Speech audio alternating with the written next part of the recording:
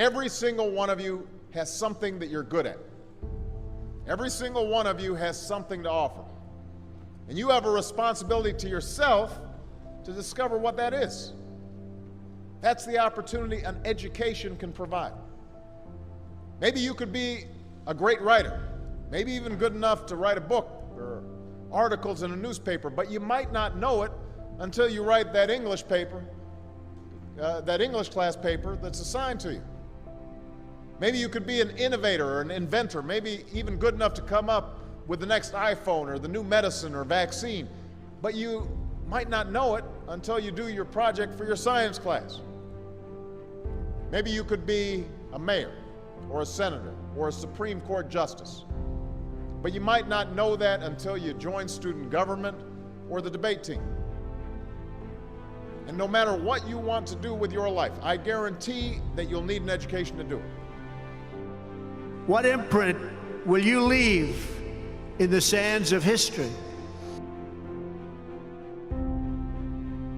Did we take risks? Did we dare to defy expectations? Did we challenge accepted wisdom and take on established systems? I think I did, but we all did, and we're all doing it. Or did we just go along with convention, swim downstream so easily with the current, and just give in because it was the easy way, it was the traditional way, or it was the accepted way? Remember this, nothing worth doing ever, ever, ever came easy. Following your convictions means you must be willing to face criticism from those who lack the same courage to do what is right, and they know what is right, but they don't have the courage or the guts or the stamina to take it and to do it. It's called the road less traveled. But whatever you resolve to do, I want you to commit to it. I want you to really work at it. I know that sometimes you get that sense from TV that you can be rich and successful without any hard work, that your ticket to success is through rapping or basketball or being a reality TV star. Chances are you're not going to be any of those things. The truth is, being successful is hard. You won't love every subject that you study. You won't click with every teacher that you have. Not every homework assignment will seem completely relevant to your life right at this minute. And you won't necessarily succeed at everything the first time you try. That's okay. Some of the most successful people in the world are the ones who've had the most failures. J.K. Rowling, who wrote Harry Potter, her first Harry Potter book was rejected 12 times before it was finally published. Michael Jordan was cut from his high school basketball team. He lost hundreds of games and missed thousands of shots during his career, but he once said, "I have failed over and over and over again in my life, and that's why I succeed." These people succeeded because they understood that you can't let your failures define you. You have to let your failures teach you. You have to let them show you what to do differently the next time. If I give you one message to hold in your hearts today, it's this: never, ever give up. There'll be times in your life you'll want to quit, you'll want to go home. You'll want to go home perhaps to that wonderful mother that's sitting back there watching you and say, "Mom, I can't do it. I can't do it." Just never quit. Go back home and tell Mom, Dad, I can do it. I can do it. I will do it. You're going to be successful. I've seen so many brilliant people. They gave up in life. They were totally brilliant. They were top of their class. They were the best students. They were the best of everything. They gave up.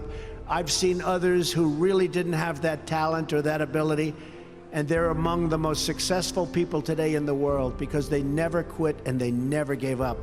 So just remember that. Never stop fighting for what you believe in and for the people who care about you. Carry yourself with dignity and pride. Demand the best from yourself and be totally unafraid to challenge entrenched interests and failed power structure. No one's born being good at all things. You become good at things through hard work. You're not a varsity athlete the first time you play a new sport. You don't hit every note the first time you sing a song. You've got to practice. The same principle applies to your schoolwork. You might have to do a math problem a few times before you get it right. You might have to read something a few times before you understand it. You definitely have to do a few drafts of a paper before it's good enough to hand in. Don't be afraid to ask questions. Don't be afraid to ask for help when you need it. I do that every day. Asking for help isn't a sign of weakness, it's a sign of strength, because it shows you have the courage to admit when you don't know something, and that then allows you to learn something new. So find an adult that you trust, a parent, a grandparent, or a teacher, a coach, or a counselor, and ask them to help you stay on track to meet your goals. And even when you're struggling, even when you're discouraged, and you feel like other people have given up on you, don't ever give up on yourself. But the fact is, no one has ever achieved anything significant without a chorus of critics standing on the sidelines explaining why it can't be done. Nothing is easier or more pathetic than being a critic, because they're people that can't get the job done. But the future belongs to the dreamers, not to the critics. The future belongs to the people who follow their heart no matter what the critics say, because they truly believe in their vision. The more people tell you it's not possible, that it can't be done, the more you should be absolutely determined to prove them wrong. Treat the word impossible as nothing more than motivation. Relish the opportunity to be an outsider. Embrace that label. Being an outsider is fine. Embrace the label, because it's the outsiders who change the world and who make a real and lasting difference. The more that a broken system tells you that you're wrong, the more certain you should be that you must keep pushing ahead. You must keep pushing forward.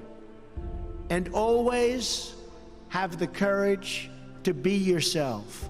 Most importantly, you have to do what you love. You have to do what you love. I've seen so many people, they're forced through lots of reasons, sometimes including family, to go down a path that they don't want to go down, to go down a path that leads them to something that they don't love, that they don't enjoy. You have to do what you love, or you most likely won't be very successful at it. So do what you love.